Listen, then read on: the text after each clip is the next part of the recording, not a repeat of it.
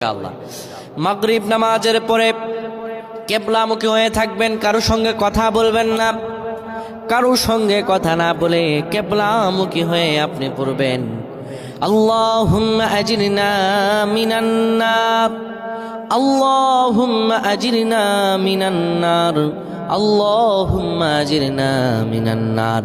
যদি এটি আপনি মাগরিব নামাজের পরে কারো সঙ্গে কথা না বলে পড়ে 7 বার পরে দুটি হাত তুলে আল্লাহর কাছে দোয়া করেন, আল্লাহ জাহান্নামের আগুন থেকেও বাঁচাবেন।